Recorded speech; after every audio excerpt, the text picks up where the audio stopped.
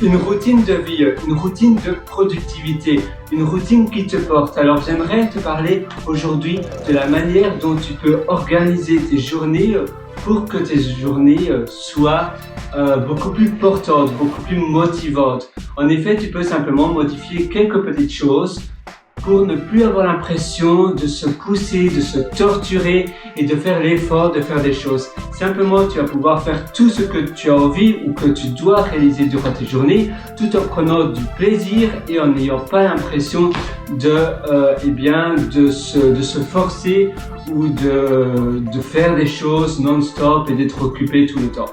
Ça paraît un peu beau, même trop beau pour être vrai, et pourtant, tu vas voir, c'est finalement très simple.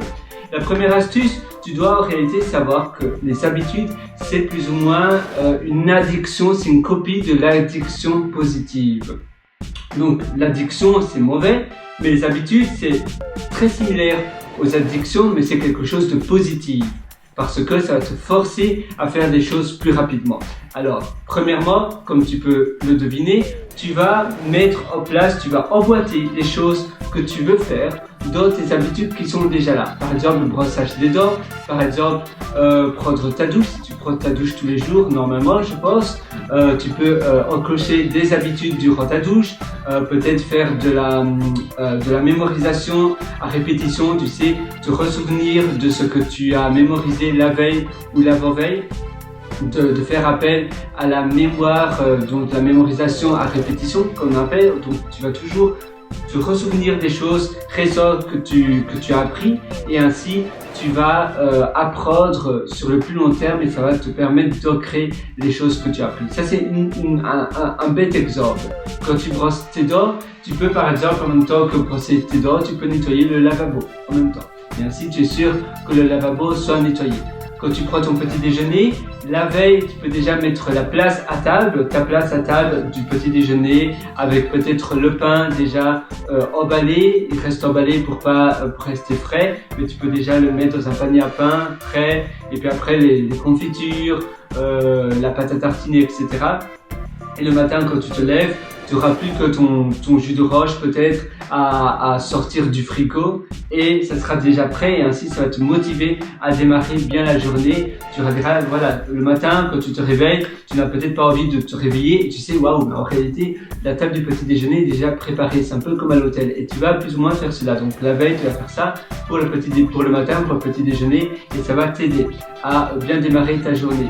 Mettre une Kindle, moi j'aime bien préparer ma Kindle à côté de ma place à table, et ainsi je sais que directement après ou durant le petit déjeuner, en prenant mon café ou en prenant mon jus d'orange, je lis un livre sur mon Kindle, pas un livre entier, mais quelques pages. Et souvent, avant de terminer, je commence déjà un peu le prochain chapitre, et ainsi ça va m'aider à continuer le jour prochain parce que je serai encore plus tenté de continuer le livre, parce que souvent, quand tu termines au chapitre avant, après tu te dis oui, c'est un peu comme si j'ai déjà terminé un chapitre, maintenant peut-être je peux faire une pause pendant quelques jours. Mais si tu as déjà commencé le nouveau chapitre, tu auras plus envie de continuer vite le livre. Et c'est la même chose que tu écris. Si par exemple tu as comme routine d'écrire après ton petit déjeuner, c'est bien de toujours écrire le prochain chapitre ou la prochaine ligne, le premier paragraphe de ton prochain article que tu as envie d'écrire ou autre chose, et ainsi c'est beaucoup plus motivant. Pour faire de la vidéo, pour faire des formations, pour faire des choses, des réseaux sociaux, etc. C'est bien aussi d'avoir comme habitude, tous les matins je fais cela. Et tu vas jamais briser ta routine. Tous les matins, peu importe de ce qui se passe, je fais ça, point barre.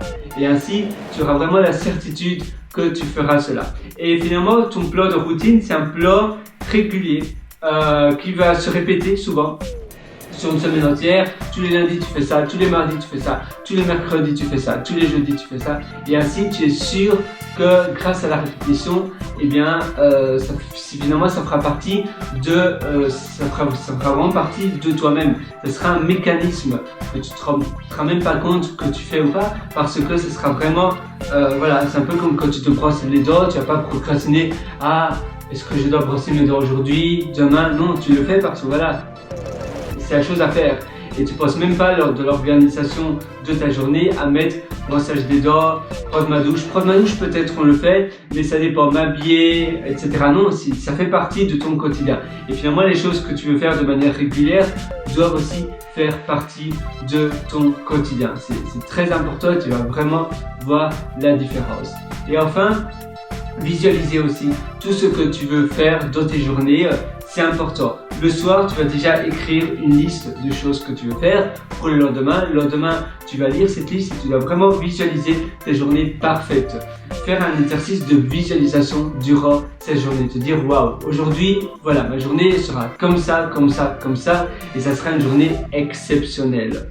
Et en te disant ça déjà à l'avance, dès le matin, eh bien, ça aura des choses, tu seras beaucoup plus positif, tu seras beaucoup plus open-minded, dans un mindset bien mieux, bien plus approprié pour réussir sa journée, et il y aura de grandes choses que ta journée va être exceptionnelle également.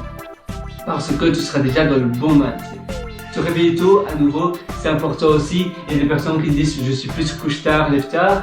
Oui, mais bon, le fait est qu'il y a énormément d'études et moi j'ai constaté sur mon corps aussi. Avant j'étais plus couche-tard, lève-tard. Je me suis rendu compte qu'en me levant tôt, je suis beaucoup plus heureux. Ça améliore ma happiness level.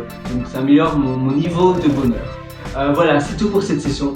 J'espère vraiment que ça va t'aider. Moi, je te souhaite tout le meilleur du fond du cœur. Si tu veux aller plus loin, tu peux toujours me rendre visite sur mon site pierrewriter.com, pierrewriter.com, où je t'ai concocté plein d'articles. Et d'ailleurs, je t'ai aussi concocté des ateliers qui se trouvent sur le lien mes méthodologies. Et d'ailleurs, il y a un atelier qui pourrait te plaire si tu penses que tu as encore des efforts à faire et que tu es prêt à t'investir 10 minutes par jour environ. Cet atelier s'appelle Immersion profonde, la méthode DEEP, quelque chose comme ça. Et tu trouveras, évidemment, cet atelier n'est pas fait si tu penses que c'est un atelier magique où tout va t'arriver comme ça par miracle. Non, il y a un peu de travail à faire, mais par contre, je t'ai vraiment tout détaillé, je t'ai tout décortiqué de A à Z pour t'aider au maximum. À très bientôt sur ce.